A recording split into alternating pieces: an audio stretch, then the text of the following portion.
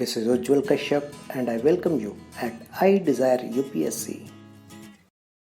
15. Political parties, 1947–1965, the opposition. The Socialist Party. Of all the political parties that emerged immediately after independence, the Socialist Party held the greatest promise. In Jayaprakash Narayan, it had a leader next only to Jawaharlal Nehru in mass popularity. It had also several other brilliant leaders, for example, Acharya Narendra Dev, Achyut Patwardhan, Asoka Mehta, Dr. Ram Manohar Lohia and S.M. Joshi. However, the first problem the socialists faced, and this was a problem they continued to face to the end, was that of their relationship with Congress. The Socialist Party had been born in 1934 and had remained since then a part of Congress, though it had its own separate constitution, membership, discipline and ideology. Believing that independence could not be achieved through negotiations, the Socialist Party had boycotted the negotiations with the cabinet mission and refused to participate in the Constituent Assembly or the interim government or to accept membership of the Congress Working Committee. It had stoutly rejected the Mountbatten Plan for the independence and partition of the country. Immediately after independence, it had given the slogan of India's development into a socialist state and society. Most socialists wanted Congress to make a definite programmatic and ideological commitment to socialism. They believed that by refusing to do so, it had become a right-wing bourgeois party. In early 1948, Congress framed a rule that its members could not belong to another party which had its own constitution and discipline. Since the socialists were not willing to dissolve their own party, they decided in March 1948 to leave Congress and also declared that their objective was to establish a democratic socialist society.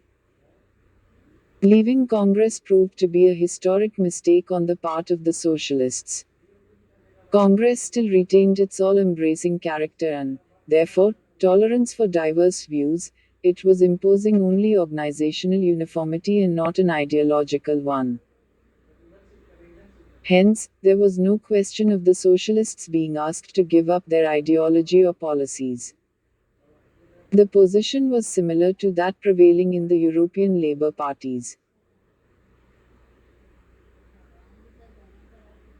Since there was no barrier in Congress to informal organization of different trends, the socialists could have continued to function in Congress as a loose group as the conservatives were doing, without forming a separate organization and breaking discipline.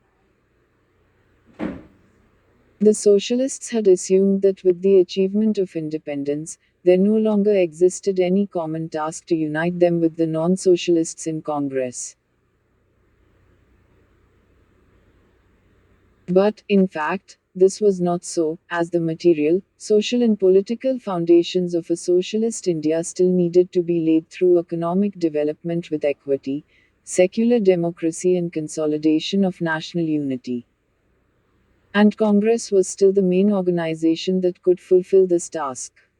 As Hariharnath Shastri, a member of the National Executive of the Socialist Party and a former president of the All India Trade Union Congress, put it when resigning from the party for its refusal to join the Congress-sponsored Indian National Trade Union Congress, the unfinished task of national revolution demands the full-fledged allegiance of all sections of the people and every progressive group in the country, including the socialists and the Congress. 1. Political skill and leadership to function in a party that was practically a front lay precisely in competing with other trends in it without breaking party discipline, so as to build a broad coalition for nation building and social change and, ultimately, socialism. True, the socialists were a minority in Congress and were facing resistance and organizational discrimination at the party's local level. Political wisdom, as also the art of politics, lay in accepting the situation and then struggling to gradually change the balance of power between the right and the left within the Congress by pulling, inch by inch, the center towards the left. This is precisely what the right did throughout the period of Gandhiji's and Nehru's domination of the Congress. Instead of breaking away when Nehru committed Congress to a socialistic pattern of society, it continued inside Congress, representing an ideological and policy trend, though constantly feeling the pressure of losing out to the left. Neither the socialists nor the communists, or the two together, an impossibility at the time, were capable of replacing Congress or bringing about socialism and social change on their own in opposition to Congress. Nehru's political acumen and historical insight lay precisely in recognizing this. At the time of the socialist split from Congress, a large number of socialists stayed in the parent organization, perceiving itself and Jawaharlal Nehru as the more effective instruments of social change. Acharya Narendra Dev, the most erudite, mature and level-headed of the socialist leaders, was also opposed to the decision of leaving Congress, but he decided to abide by it. The socialists' departure from Congress seriously weakened the left inside Congress and led to Nehru being hemmed in by conservative forces in his party. It, thus, did incalculable harm to the left trend in Indian politics. On the other hand, it initiated the process of the self-destruction of the Socialist Party, leading to repeated splits within it. The socialists' optimism regarding the popularity of their party was to be soon belied. The general elections of 1951-52 proved to be a near disaster for the party. All its national leaders were defeated and it won only 12 seats in the Lok Sabha, though receiving 10.6% of the popular vote.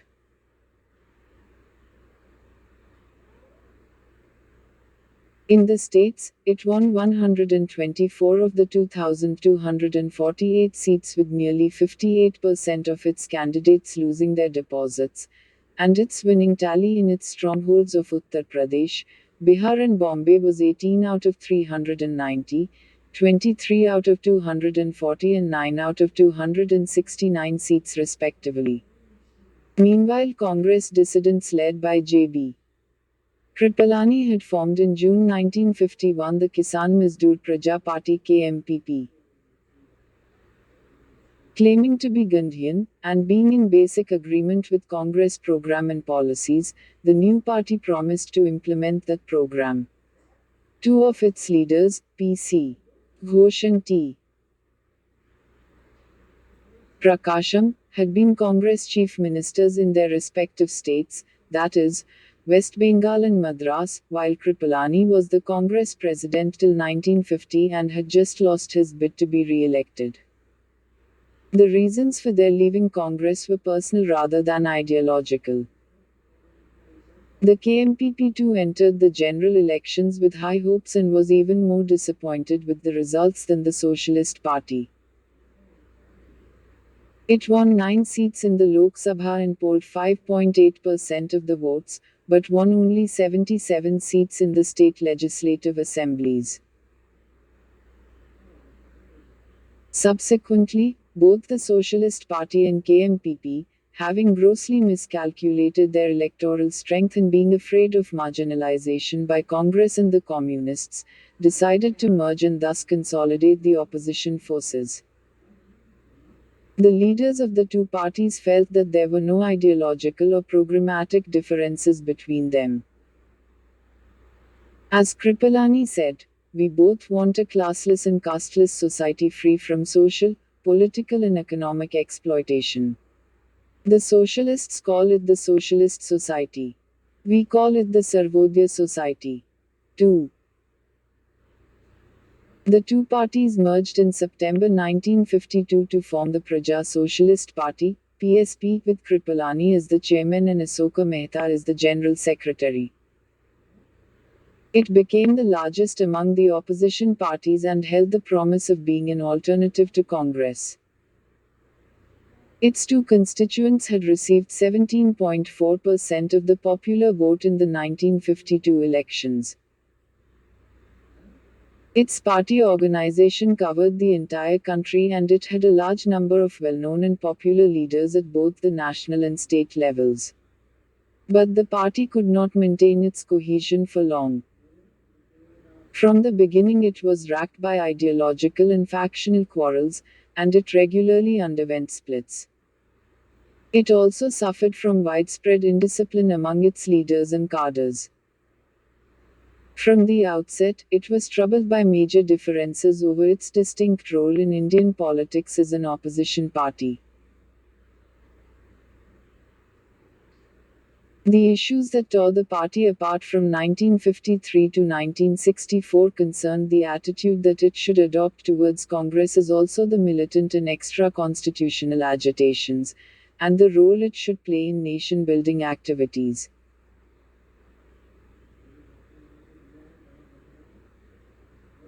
In June 1953, at the party's Betal conference, Asoka Mehta offered his thesis that in a backward country the important task was that of economic development and that, therefore, in a constructive spirit, the opposition should cooperate with the ruling party in that task, though not uncritically.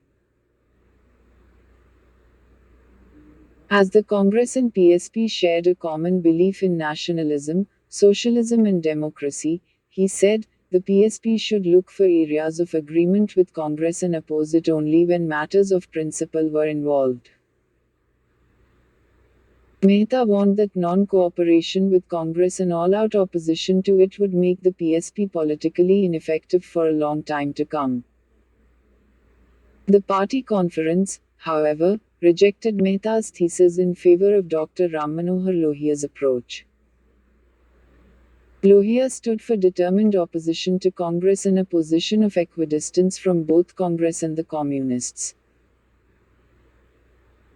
He also advocated the organization of militant mass opposition movements even if they were not within the legal, legislative and constitutional framework. Lohia and his followers were also not easily amenable to party discipline. From the beginning, the PSP suffered from ineffective and unstable leadership. Over a period of time, most of its leaders had renounced, defected, or been expelled from the party, each time leaving it a little weaker by taking with them their loyal supporters. 3 Lohia and his group left the PSP at the end of 1955. Acharya Narendra Dev died in 1956. Jayaprakash Narayan withdrew from active politics in 1954 and announced that he would dedicate his life to Bhudan and other constructive activities.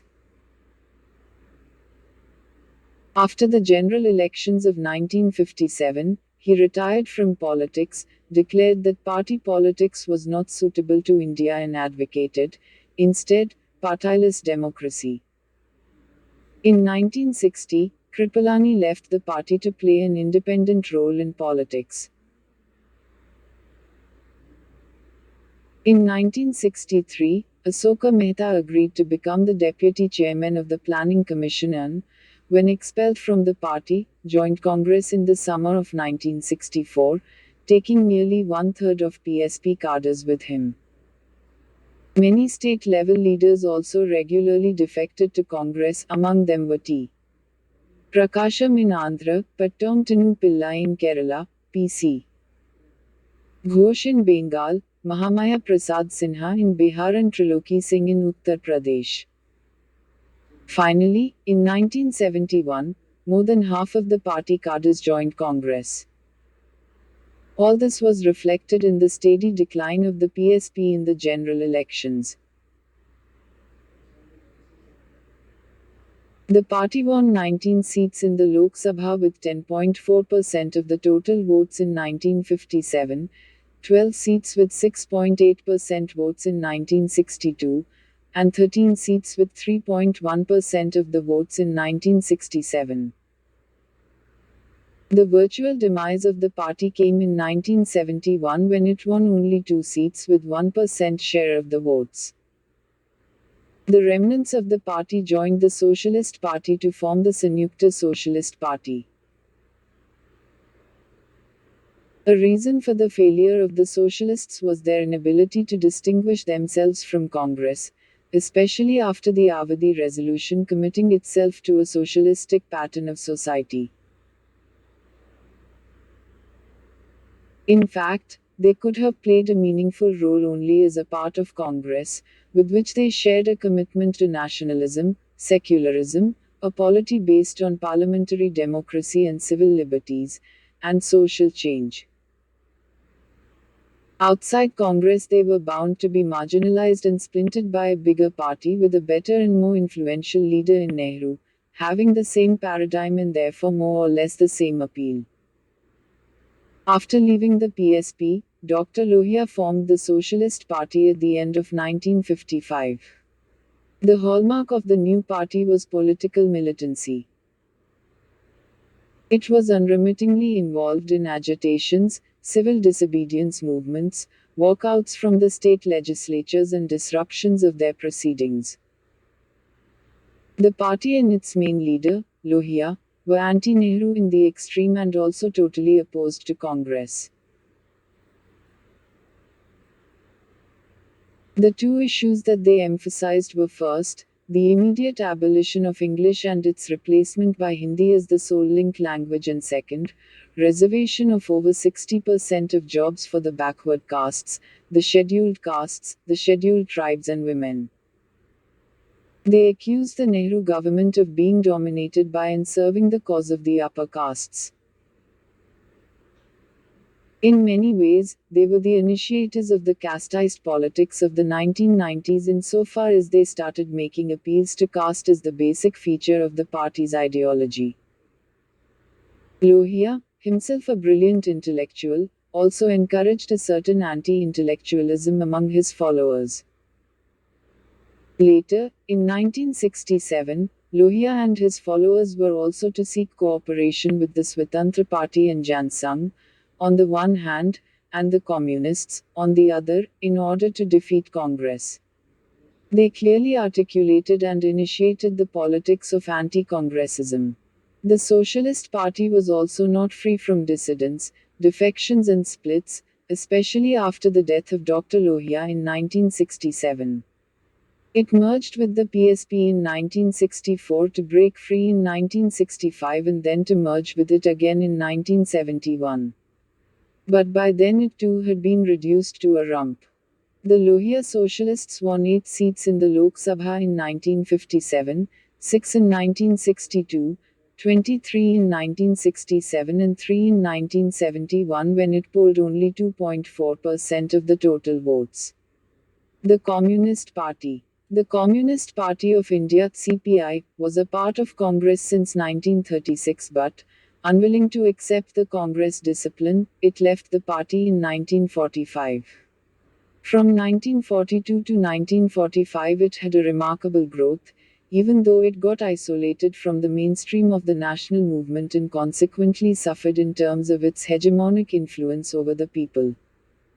In 1947, the CPI started out with certain advantages. It had several able leaders and thousands of devoted, disciplined and hardworking cadres who were active among the peasants, workers, students and the intelligentsia. But, as in the case of the Socialist Party, the CPI was plagued by intense factionalism in the post-1947 years and was engulfed by internal crises every few years till it formally split in 1964. Factions in the CPI were formed, however, largely around political and ideological differences. Put simply, the CPI could not agree upon a stand on the question which P.C.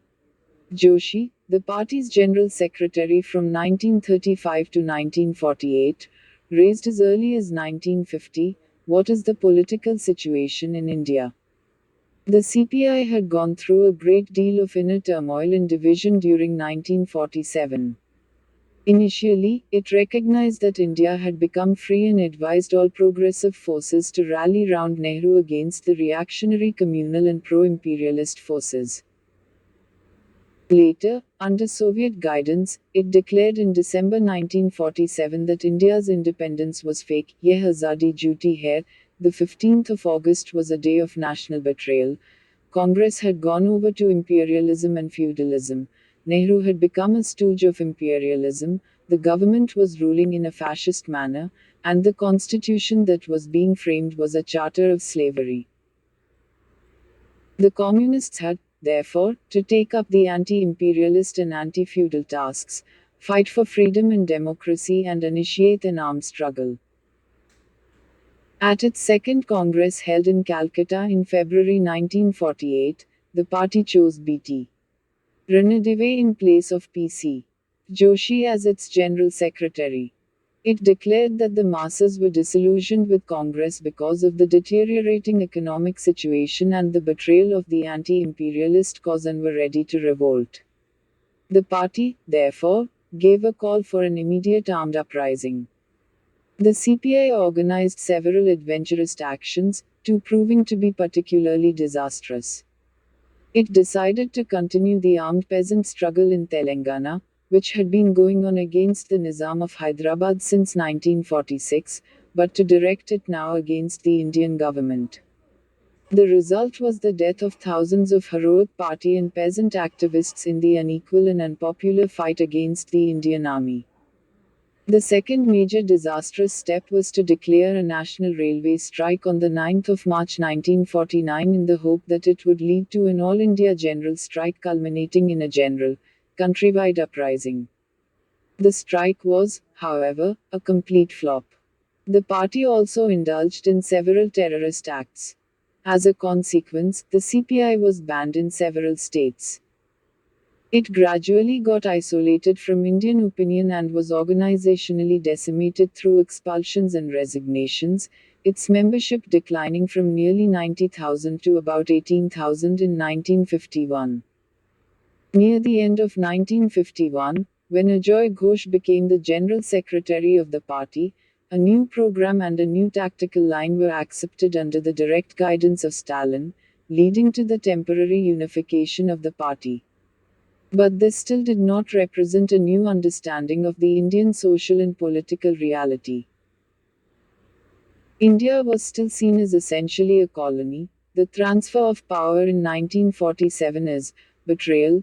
The Indian government is subservient to imperialism and is representing landlords, princes, and the reactionary big bourgeoisie collaborating with British imperialism, and the Indian political system is basically undemocratic and authoritarian, with the government having established a police state.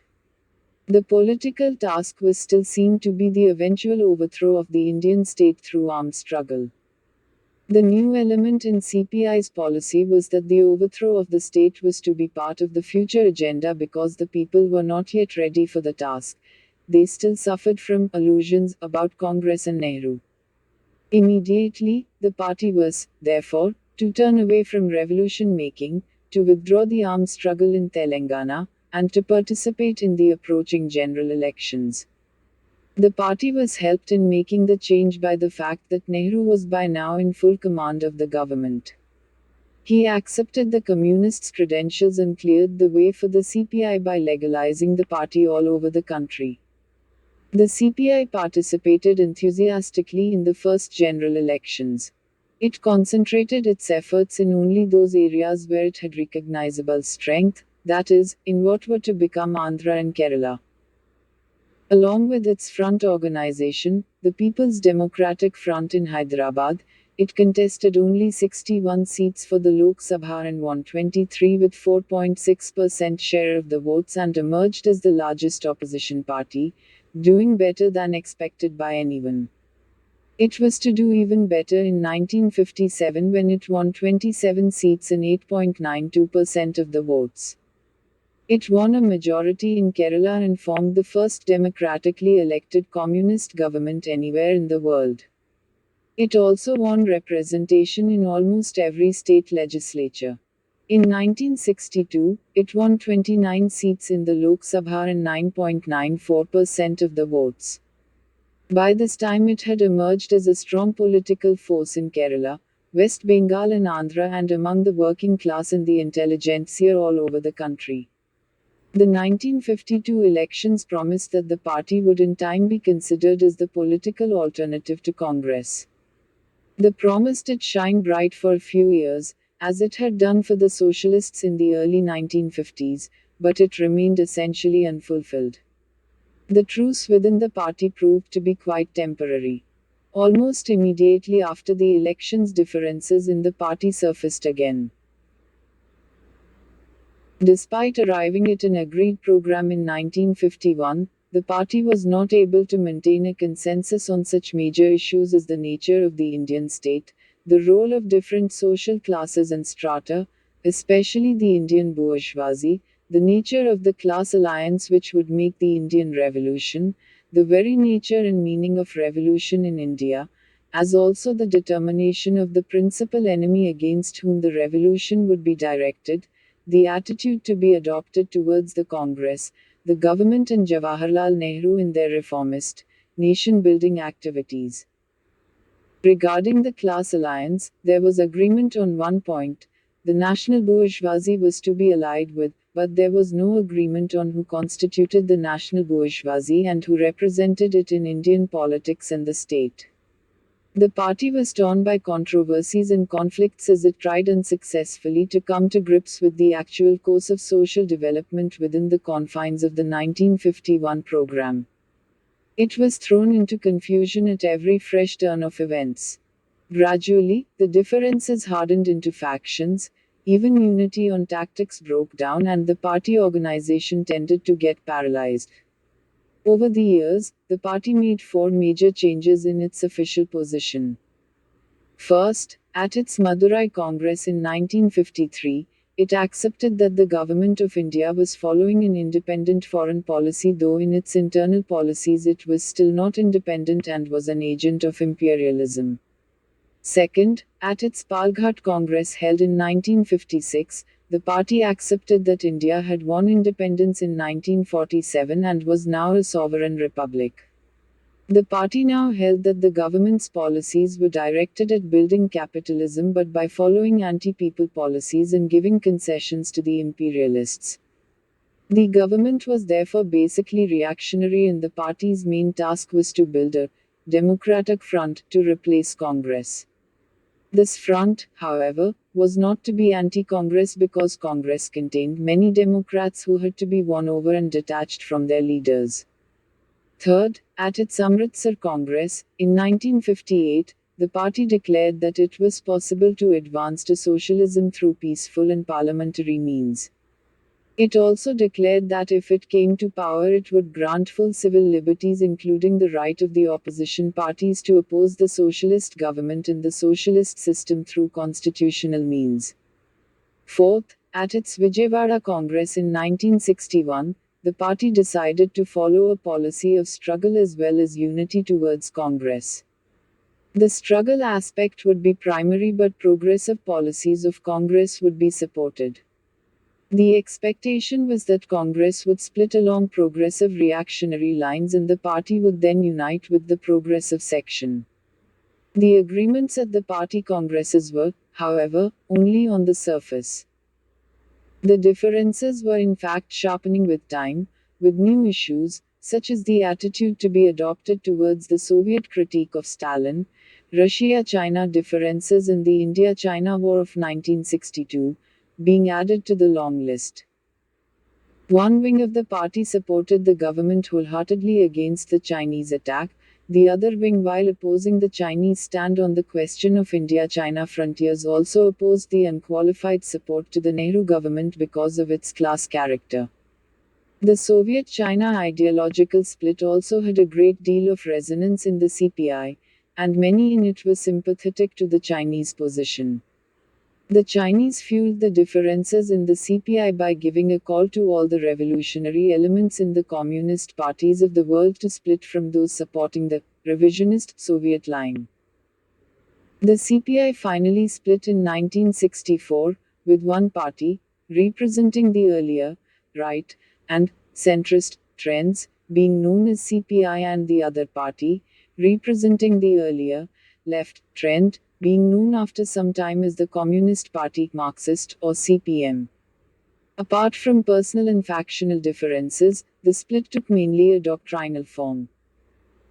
According to the CPM, the Indian state was the organ of the class rule of the bourgeoisie and landlords, led by the big bourgeoisie, who were increasingly collaborating with foreign finance capital. Point 4 Congress was the chief instrument of the ruling classes and would, therefore, have to be destroyed. The CPM did not believe that its goal of establishing a people's democratic state could be established through peaceful, parliamentary means, especially as the Indian constitution was inherently anti-democratic and must go lock, stock and barrel. The party would, however, use the constitution as an instrument of struggle and try to break it from within. To bring about revolution in social relations, the CPM believed it would become necessary to start an agrarian revolution and an armed struggle under the leadership of the working class and its party. The party would try to create suitable conditions for an armed struggle as soon as possible, and would use participation in parliamentary politics to create these conditions and to overcome the illusions that people still had regarding the usefulness of parliament in the constitution. A large number of those who went over to the CPM believed that it would lead them in making a revolution. In its international outlook, the CPM continued to regard Stalin as a great Marxist who was basically correct in his policies, though he made some avoidable errors. It claimed to take an independent stand on Soviet-Chinese differences but was closer to the Chinese in demanding an attack on Soviet revisionism. The CPI too wanted to complete the anti-imperialist, anti-feudal revolution, but it would do so by forming a national democratic front which would include progressive sections of Congress. Moreover, this front need not be led by the working class or the CPI. The party also declared that transition to national democracy and then socialism was capable of being accomplished by peaceful and parliamentary means. Both the communist parties later split further and have more or less stagnated and remained small and growing, though they jointly with each other and other parties formed governments in West Bengal, Kerala and Tripura and also made their presence felt in parliament. But outside these states they have hardly a noticeable presence. In general, they have failed to conduct politics among the people and become the leaders of a broad mass movement. Like the socialists, the communists also failed to realize their political potential, though they did not disintegrate and disappear as the socialist parties had done. How is the failure of the undivided CPI and its offshoots to measure up to the challenges of independent India and to make a political breakthrough despite favorable socio-economic conditions to be explained? There was, of course, the failure of the CPI to understand the complex Indian social development and the changing mood of the people. For example, it took 8 years for it to recognize that India had become free in 1947 and another 9 for the breakaway CPI to accept that independent capitalism was being built. The airy debates of the 1950s and 1960s were much more theological in nature. On the other hand, the basic formulae that the economy was in crisis, the economic conditions of the people were worsening, the class contradictions were getting intensified, and the people were disillusioned with Congress were repeated in resolution after resolution without any in-depth economic or political analysis. The hope was that the party, with its committed cadres and carefully vetted members, tight discipline and correct party line, would lead the people's revolution whenever the inevitable social, economic and political breakdown occurred and a revolutionary situation developed. The result was that the party and its contending groups and factions remained stuck in grooves from which they found it increasingly difficult to extricate themselves. Particular manifestations of the communist failure to come to grips with the Indian political reality are related to 3 areas. Despite toiling hard in the anti-imperialist cause and being a part of the mainstream national movement led by Congress and Gandhiji, both before and after independence, the party failed to appreciate correctly the character of the freedom struggle as a massive national revolution, comparable to the Russian and Chinese revolutions. After independence, the CPI by and large failed to come to terms with nationalism and the problems of national development and consolidation of the nation. Nationalism had a different meaning in the ex-colonies than in the European context. Here, it was not merely even primarily a bourgeois phenomenon or the ideological reflex of bourgeois interests. Here, it did not reflect the befogging of the people's minds by bourgeois ideology. On the contrary, it reflected the grasp of an important aspect of the reality by the people who expected a united and strong India to become a vehicle for the improvement of their social condition. Similarly, nation building was not a bourgeois task. The communists could not become a hegemonic or even a major force because they failed to take up the leadership in nation building and social development of the nation as a whole, in all its aspects, from economic development and the spread of education, scientific temper, science and technology and productivity to the fight against the caste system and for equity and equality, and the guarding of the independence, integrity and security of the nation. Next, the CPI was also not able to work out the full and real implications of a civil libertarian and democratic polity. It got repeatedly bogged down with problems posed in the abstract, such as revolutionary versus non-revolutionary path, violent versus non-violent means, parliamentary work versus armed struggle and so on. The real problem was not posed. What did it mean to be a social revolutionary in the context of post-independence democratic India? Electoral and parliamentary politics were not to be encompassed by the traditional communist notion of using them as mere forums of propaganda and as measures of the communist strength. Despite the bourgeois social structure underpinning it, India's democratic polity marked a historical leap. It meant a basic change in the rules of political behavior. India's parliamentary institutions and framework had to be seen as the political channels through which social transformation was to be brought about. The CPI did hesitatingly move towards this understanding at its Amritsar Congress in 1958, but the effort was patchy and short-lived, and inner party contentions soon led to its being abandoned. The CPI also failed to realize that in a democratic polity, social transformation could occur only through a series of radical reforms which had to be put into practice and not pursued merely to expose the rulers in the existing social system. In other words, instead of promising what it would do after it came to power, the party had to struggle to influence existing social development in the direction of its vision. In the absence of such an approach, the CPI failed to adopt a positive and a politically viable attitude towards the nation-building and reformist measures and policies of the Nehru government. At the same time, the party failed to become an alternative to Congress, and to come up with its own agenda of national development and social justice. One result of this was that gradually the opposition space began to be occupied by reactionary communal and casteist parties. Lastly, the CPI's centralized, bureaucratic and basically secret party structure, relying on whole-time party cadres, also did not suit a democratic and open society. Such a party could not hope to develop mass institutions and mass power. This weakness of the party was compounded in the pre-1962 years by a certain subservience to the Soviet leadership and the importation of the doctrine of ends justifying the means into inner party disputes. Bharatiya Jan Sangh. The Bharatiya Jan Sangh, founded in October 1951, was basically a communal party and has to be studied as such.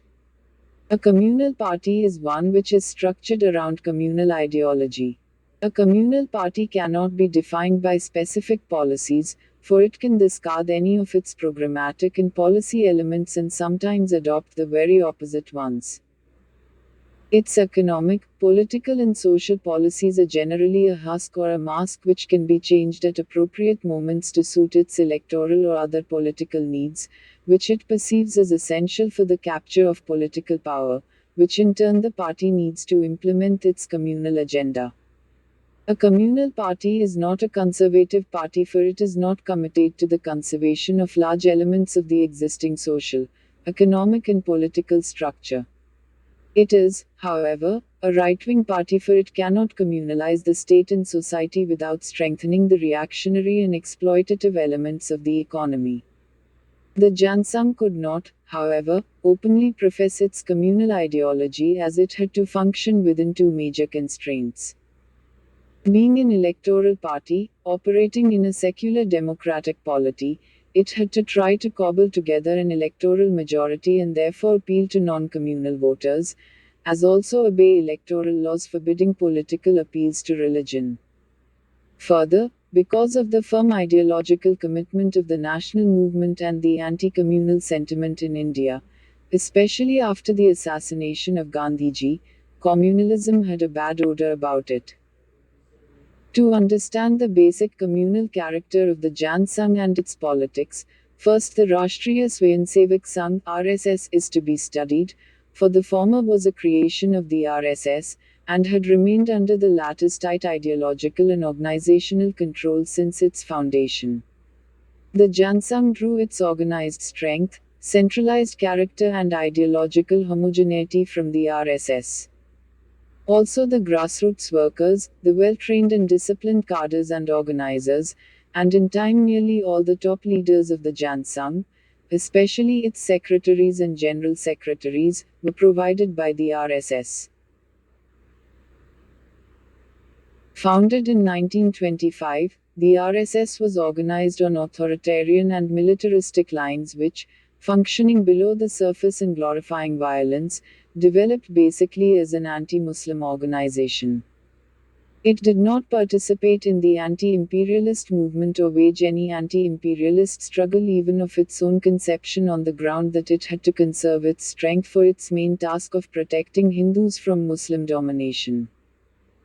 The RSS grew in northern India in the 1940s because of the communalization of politics during the war years and large-scale communal violence during 1946–47, in which it played an active role. The RSS was banned and its leaders and workers arrested after the assassination of Gandhiji.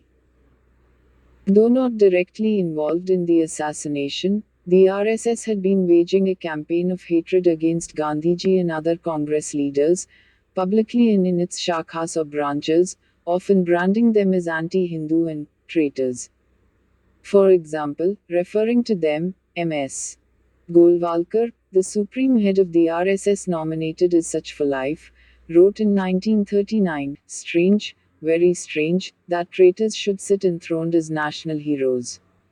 5. Keen on persuading the government to lift the ban on the RSS, its leaders gave an undertaking in 1949 that it would not take part in politics. But, in fact, they were quite keen to do so.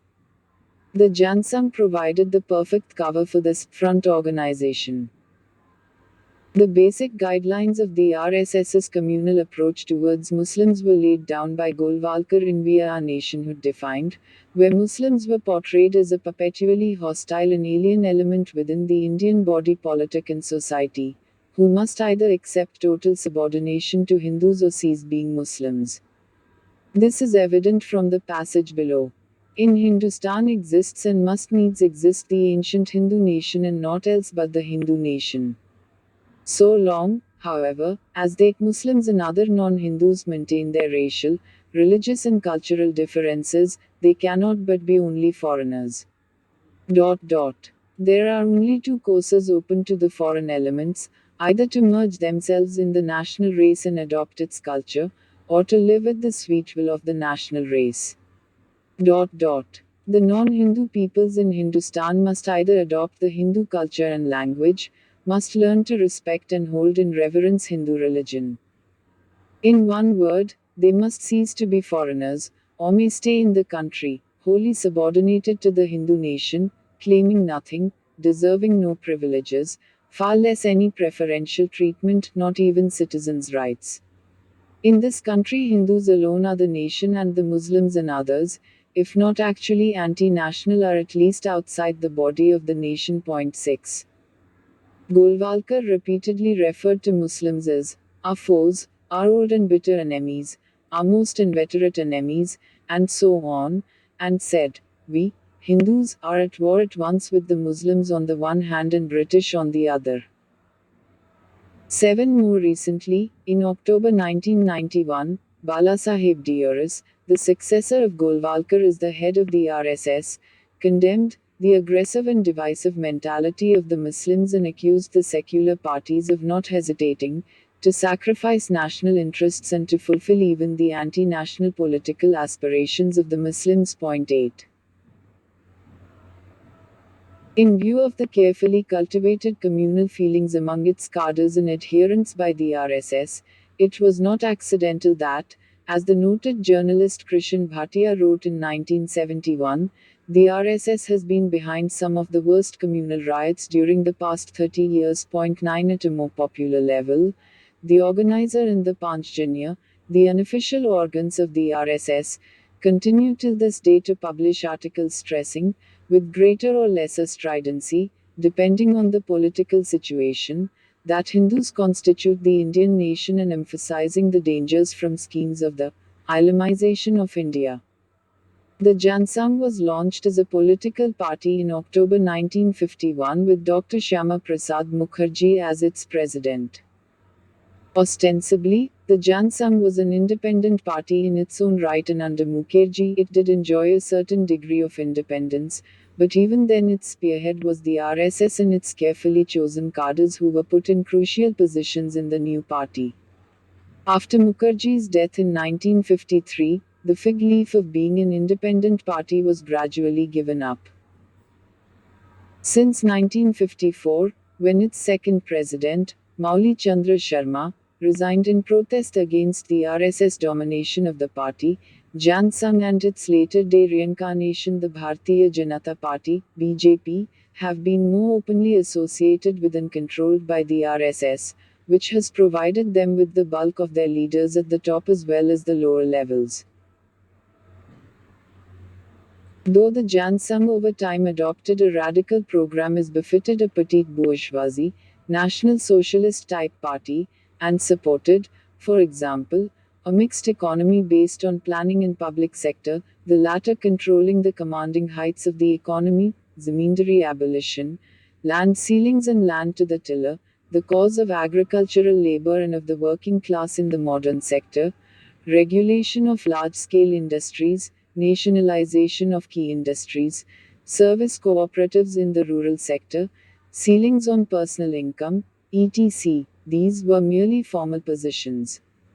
The issues which really mattered and on which the party and its members concentrated and exerted themselves were very different, namely, communal questions.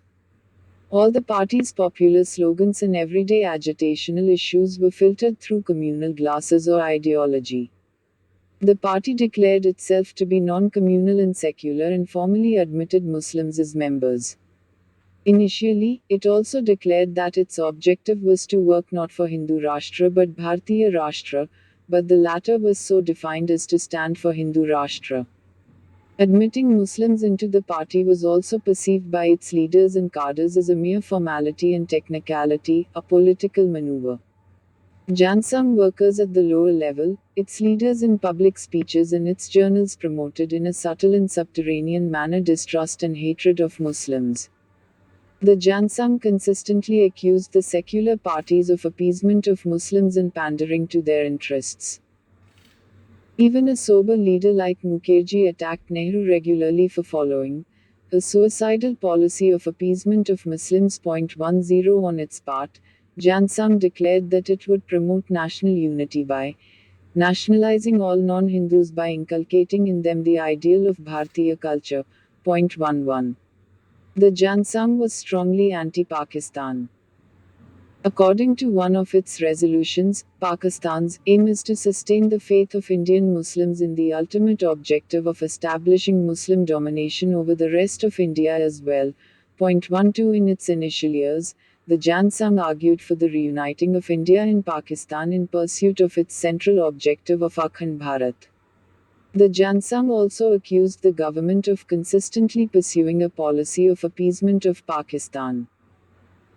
It was only later that the slogan of Akhand Bharat was abandoned and even hostility to Pakistan was muted, especially after the Jan Sangh merged into the Janata Party in 1977 and Atal Bihari Vajpayee became the foreign minister, but hostility to Muslims as proxies for Pakistan remained as before.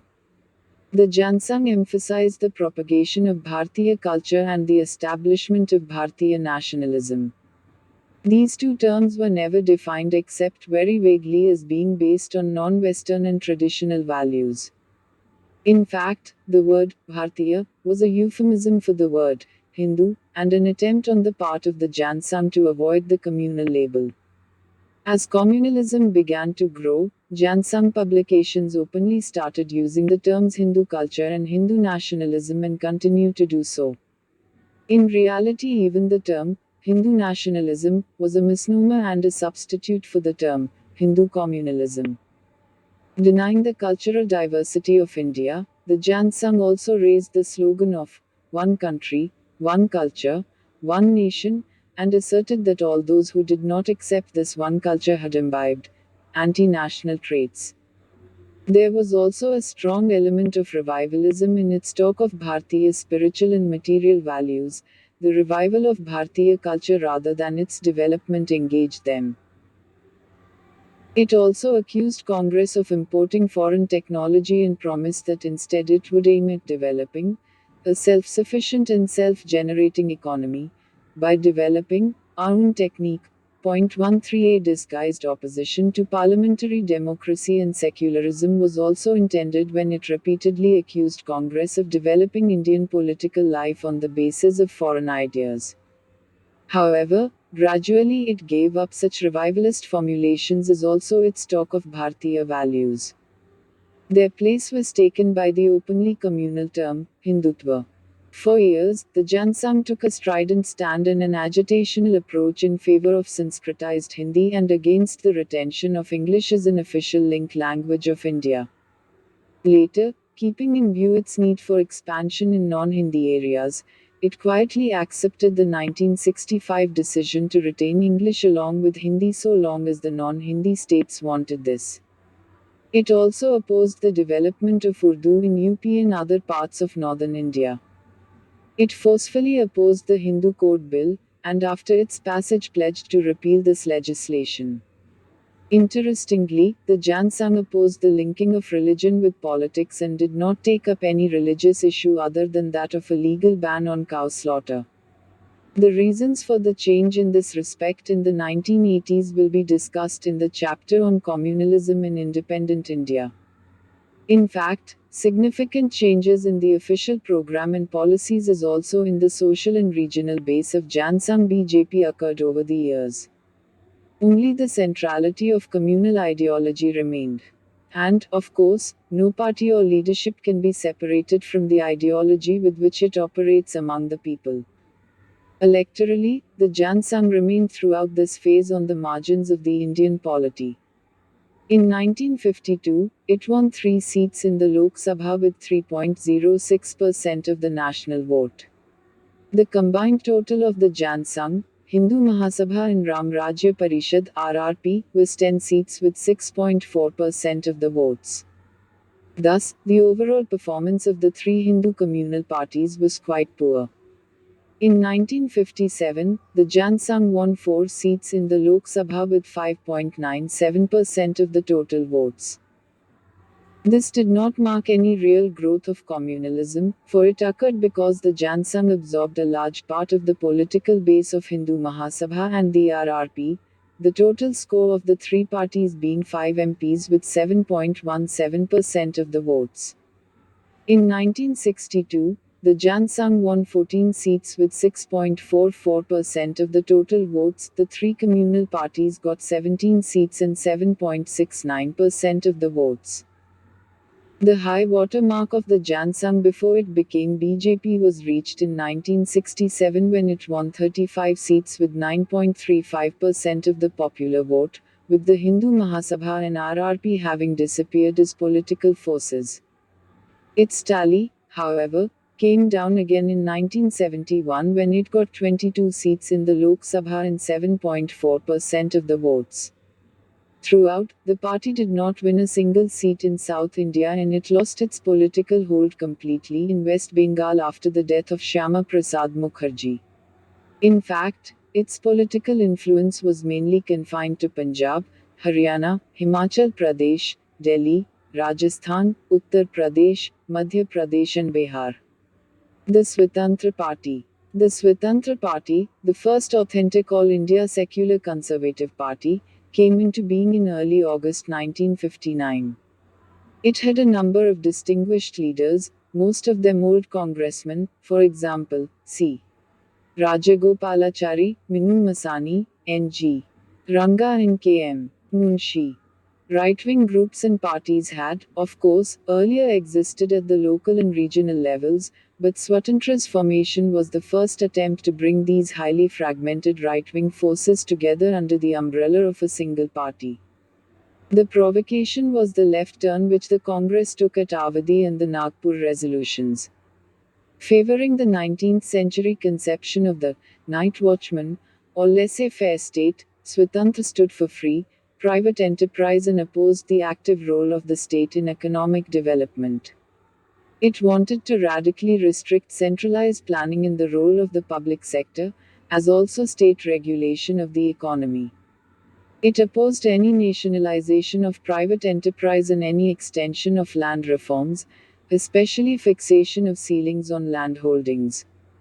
Swatantra was fully committed to secularism, and that was one reason it found it difficult to merge or form a general alliance with the Jansangh, though it entered into seat-sharing arrangements with it.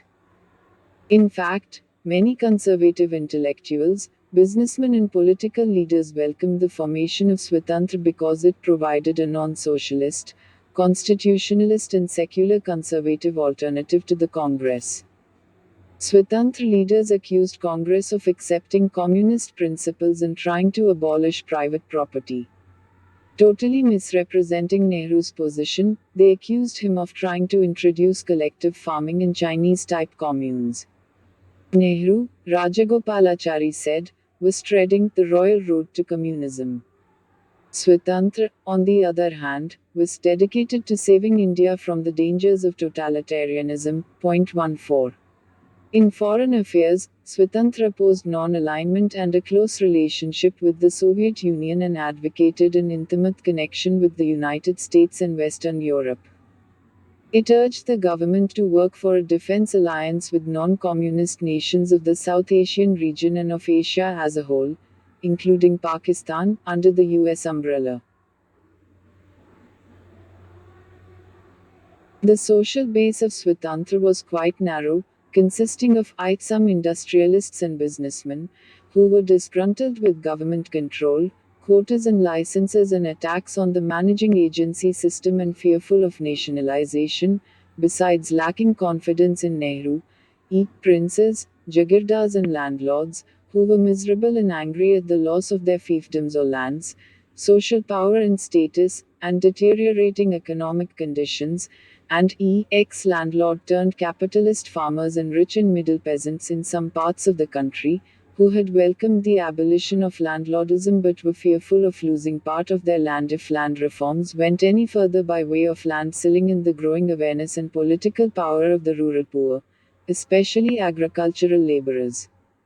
Swatantra was also joined by a few retired civil servants and disgruntled congressmen, leading a historian to describe it as a holding company for local dissident groups.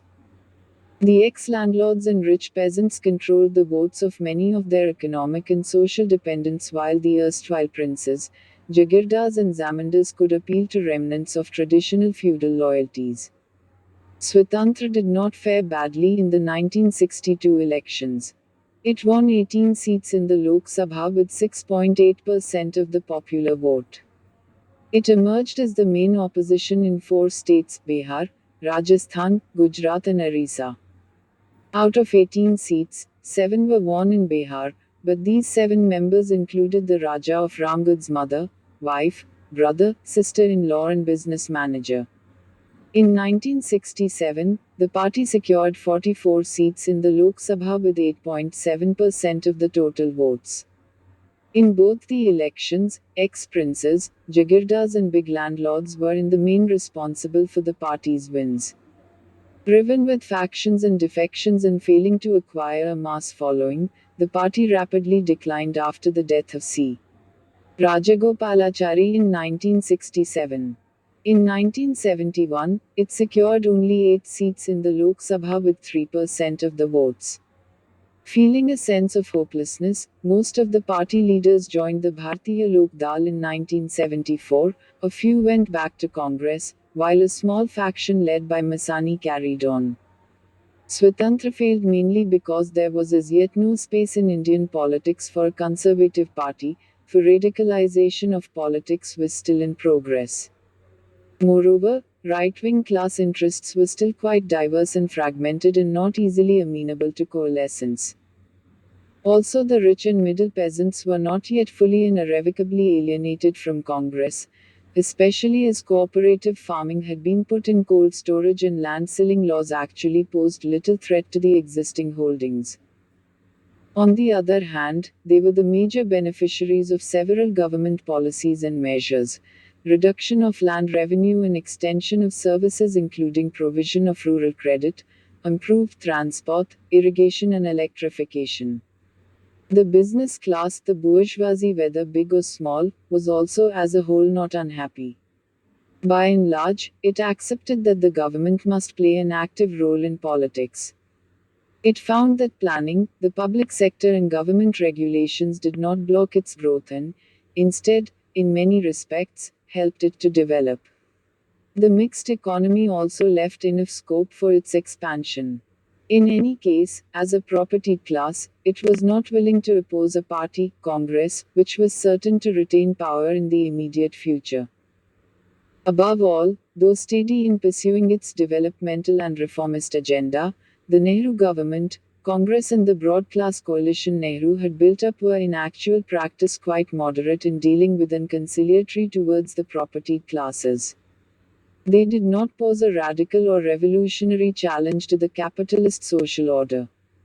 Nehru would not antagonize the capitalist class and the agrarian bourgeoisie, the capitalist farmers and the rich peasantry, to an extent where they would feel that they were being driven to the wall.